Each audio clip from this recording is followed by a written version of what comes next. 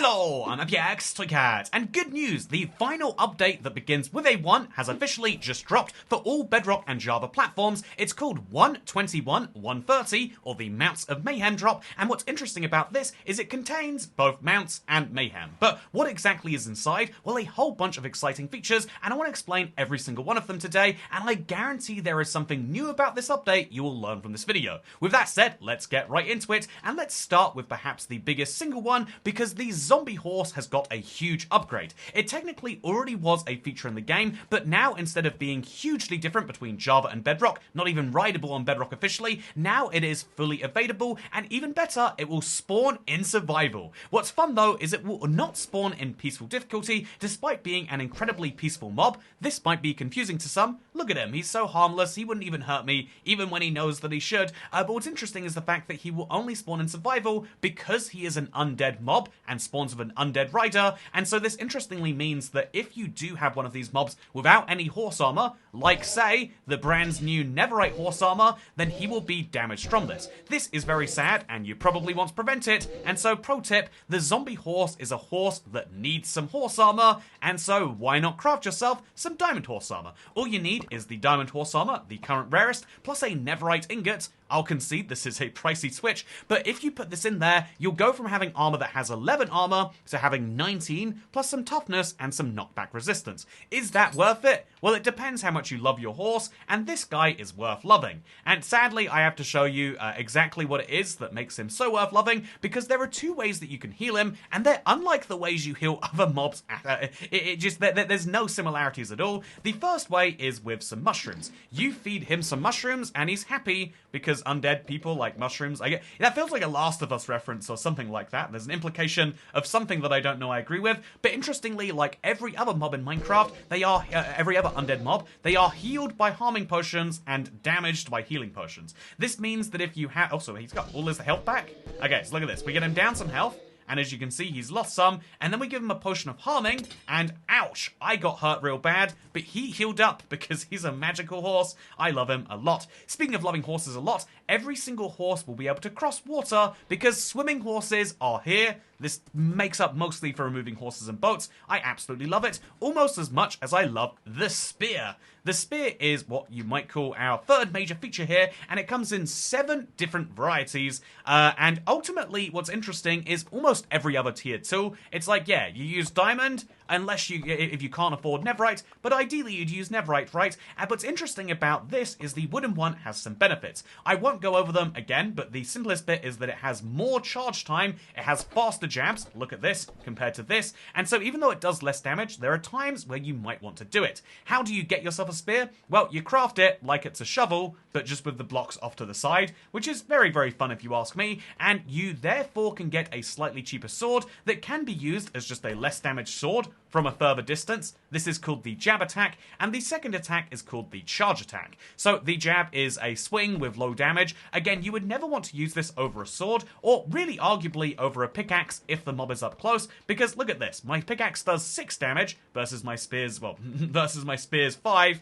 Wait, really? 6 versus 5 with no sharpness, so the pickaxe does more damage and can be spammed faster, meaning the benefit of the spear is its longer distance, or its charge attack. The charge deals damage, knockback, and dismounts riders depending on your speed and the target's speed. It's based on the difference between them, which means there's the really fun thing that if a phantom were to come down at you and you just hold out your spear, then his speed against you will be counted against him and you can one-hit KO them. This is beautiful by itself, but yeah, it's worth noting that it's not just you that can charge enemies by running at them or having them run at you. These mobs can as well. Zombies, zombie villagers, husks, zombie piglins, and piglins, and so here is a classic example. This is, well, okay, it's a baby horse that just spawned right there. Here is the classic example. This is what you will find in Minecraft from now on. As you can see, he is going to charge me, I'm going to charge him, and it's absolutely fascinating that this can work, and I feel real bad for killing a zombie horse like that, but it's something you need to know.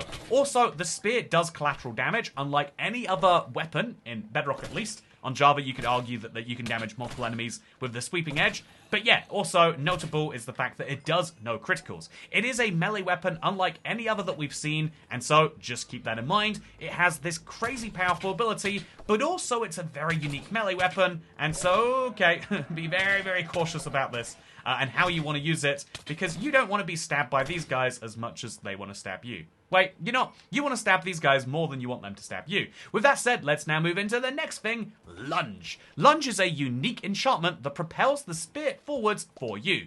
Here is an example of that, Lunge free. I want to attack this alpaca, because, you know, I'm actually mad because I wanted the alpacas to win, we could say, the classic OG mob vote, and so I want to attack this llama instead, and so what do? I attack him with a lunge, which gets me right into him. If you sprint while doing this, it actually gets crazy. Look at the damage and attack speed on this. It is incredible, it is a big change, and it's something that you should keep in your mind. This is the spear with lunge. It's very, very good, and if you stack a bunch of things together, sharpness, lunge, and breaking and mending, you can get a pretty cool sword, a pretty cool spear. Because what's really cool here is the fact that you can enchant your spear using basically the same stuff you would otherwise. So if you have a sword, you can get sharpness and smite and all the other ones. You can do this exactly the same on your spear. Lunge isn't the only enchantment. Fire aspect and Bane of Arthropods and smite work too. So you might actually want to use a spear to kill the wither. It's something I'm looking forward to giving a try later. But for now, just know that that is true. Let's move on to the next part of this update, the undersea part. This is something that Mojang developers confirmed they added because while they were working on playing around with the other mounts, they realized there wasn't one for underwater. And so how do you think you heal a Nautilus first of all? Because you actually might not know. This is a zombie Nautilus, this is a regular Nautilus. They are the exact same once you have tamed them. Although this guy, just like before, will in fact burn in midair, versus this guy's much less likely to do that. So pick yours based on which one you think is cooler, or which one you're more likely to spend time unarmored in the air for. But yeah, I've just punched both of these now to make a point, which is how do you heal these guys? Well, you might think it's using the pufferfish.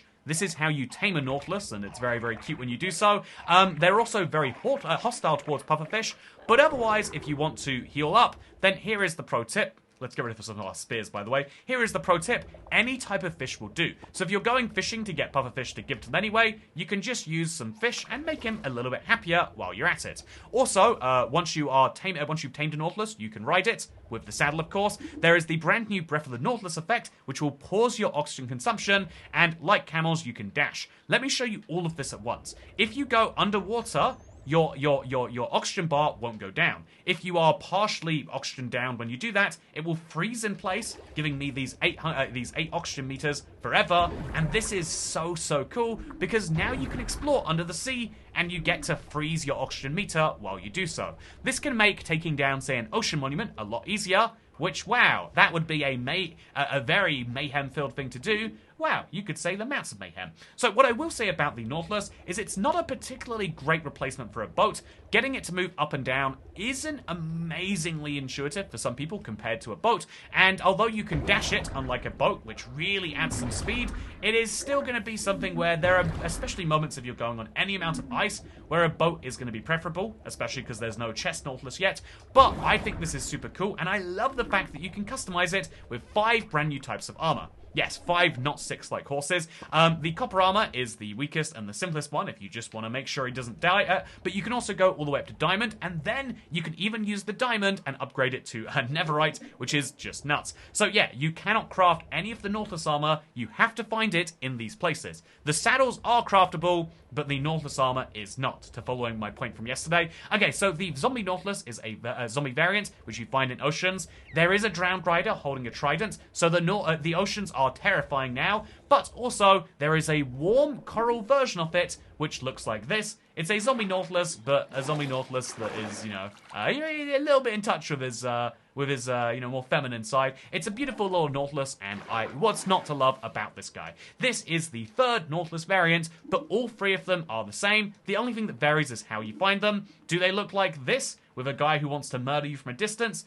Do they look like, or do they look like that? It's just a little guy swimming through the ocean. It's up to you which one you want to find. Nautiluses will suffocate on land, eventually, but not zombie Nautiluses, which instead burn in the sunlight.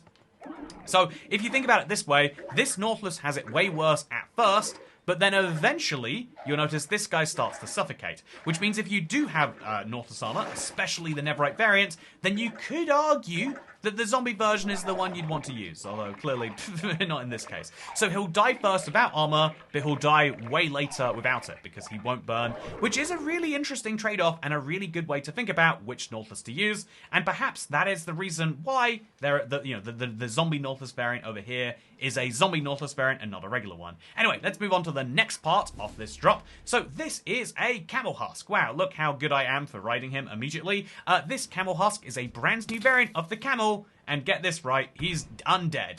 But again, just like the zombie horse, he's an absolute sweet guy. Even when you punch him, unlike most undead mobs, he doesn't hate you, he just runs away from you. You know, it's like me, if I'm being honest. But yeah, the truth is that this is a very fun new mount, which you have the choice of getting, but if you want to get it, it's going to come with some risks, because the only way they spawn, just like the zombie horses will always spawn with a zombie with a spear, the Camel Husks will always spawn with these two guys right here. This is a Husk, you know and love him, and this is the Parched. Wow, let's come right back to this. So Camel Husk, very, very fun by itself, but also there is the Parched. So very fun. So how do you heal Camel Husks? You, interestingly, cannot breed them, but you can heal them using rabbit's feet.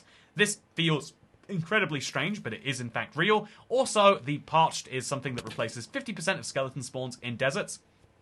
Right now, there are too many strays spawning in, like cold biomes, and sadly that isn't perfectly fixed just yet, but it does seem as though the husks are, these Parched are spawning in their correct variants, which is nice. Also, Parched will shoot and drop arrows of weakness, and as such, it's immune to the weakness effect, but as such, it can be a great new source. Oh, he's behind it. Oh, there we go. As such, it can be a great new source of those same things. Okay, now let's move on to the Bogged. Let's move on not to the Bogged. The Bogged is a great new feature. I've been in a coma since 2024, and I love the fact that there's a skeleton that shoots poisonous arrows now. But yeah, what's interesting actually to tie into 2024 is even though every other skeleton variant has its own spawner in the trial chambers, the Parched does not. This is not clear if it's an oversight or if there's something special about the Parched or if they just didn't want to update the trial chambers, but that's all we know for now. Also, all we know for now is that there's a brand new Panorama for the Mounts of Mayhem. Also, I've just learned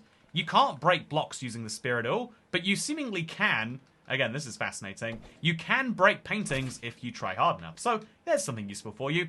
So let's now go into the miscellaneous changes for the update. So those are the major ones. We've got, as far as main features, Zombie Horse with its new rider. There is the Horse Armour, which now comes in the Netherite variety. Super, super nice. You've got Nautilus Armour in all 5 of its varieties with 3 variants of Nautilus, all to choose from. And then we've got the Husk Camel and the Parched. Add that all together, 3 mobs, 1 mob, 2 mobs, and we have 6 mobs in a single update. Absolutely insane. But you know what else is insane? The new video option to turn off damage tilt. This is one of those annoying things that is now being fixed. I am much more a fan of the idea of the spawn eggs now being ordered thematically. They used to be alphabetically at one point, and then they kind of picked like a weird odd order, but they've now picked a logical way, which is farm animals, then mounts, then pets, then wild animals, then aquatic, then miscellaneous, then golems, then villagers, undead, spiders, monsters, illagers never end. Which means the very bottom spawn eggs when you go into creative will be the end ones, and the top ones will be farm animals. If you play survival, then this is something that impacts you exactly 0, but it's still nice to know. Also, water now reduces light levels by 1 instead of 2, and there's a really fun illustration we have of this. Big thanks to KMB here. This is a big, endless pit of water, and you can see the light gets much further down than it would before. This is something I'm a big fan of, and so it's a good example of Minecraft making some nice quality of life changes. Creative players get this, survival players get this. What about the gold horse armor players? Well, your gold horse armor is now golden horse armor, and also hanging roots can be waterlogged. Also, phantoms can no longer drown. I mean, I guess they're technically an undead mob, so it makes sense. But still, very confusing. You know, if they're an undead mob, then why aren't they as sweet as the zombie horse? But speaking of sweet as the zombie horse, attacking an armor stand now uses durability. So here is me doing that a few times, and eventually damaging my Netherite pickaxe. Kind of crazy, huh? Also, beacon effects and conduits are now ambient, which gives them a blue outline in the HUD. Wait, do I have to... a blue outline in the HUD? Anyway, so what's interesting about this is the fact that you should keep that in mind, that there is this very fun little thing. Also, we have the... I guess for vibrant visuals, that is a big thing too sometimes. Also, we have the kelp blocks and players now divering. Screen divering is a big thing they've been doing on Bedrock. You won't notice this on Java, or any of these miscellaneous changes actually. But if you get close to a block that is transparent, it will fade away like this. This now applies to kelp. Fun, I guess. Also, the video settings screen now uses ORUI. Do you want to see this? Here is me going to the settings by hitting this tiny button right here, because the Browse Add-ons button took priority over it. If we go to the settings menu, and then we go to video, you'll now see it is ORUI. This is the brand new UI system they're trying to use, and as you can see, all of your options are here, but they're just in slightly different ways displayed. So my render distance, instead of looking like this, as it does in old Minecraft, now looks like this. To be clear, technically speaking, this is inside the update, but they're rolling it out gradually, so you might not notice this immediately, but before 26.0 rolls out, you should notice it. Speaking of 26.0, before we get into that, Realm Worlds can be backed up manually. There is a max size of 5 gigabytes for Realms Core subscribers, 10 gigabytes for Realms Plus. Looking forward to playing with that. There are updates to the Windows GDK version of the game, which is nice, I guess. And also, they've made all of these other minor changes that maybe you'll notice. Speaking of noticing, this is everything that is inside the 121.130 drop, and the next version, the next video like this, won't be covering the 121.140 drop, but instead they're jumping, logically, to 26.0. This is a huge change in terms of version numbers, and it's a huge change in terms of everything else to do with Minecraft, but you are witnessing history right now, because we will never see a Minecraft version starting with a 1 again, unless Minecraft changes their version number, which, to be fair, they have done quite a few times now, or if, I guess, we make it to the year 2100, then the updates would be called 100.0. So this is the last update beginning with a 1 in my lifetime. Probably. Maybe. Definitely. With that said, I hope you all enjoyed, and I hope that you live long enough to see the 100.0 update. Oh, that looks weird, right? That looks very weird. Oh, it's like the blocks have shadows that are like hiding from them. Anyway, with that said, I hope that you... Is this a bug? What is this? With that said, I hope you all enjoyed today's update news video. I love to go in and break down every update, and I've done it for 12 years on this channel, and if you want to subscribe so you can stay up to date with the latest and greatest in Minecraft Bedrock updates, then this is the channel to do so, and I hope that I'll see you in the next one, because right now I'm streaming. Go check it out if you want to see the update live. Okay, thanks, and goodbye. What did that do? Something. Is my microphone on? Hey, it is. Wait. Microphone! Yeah, that's the right one.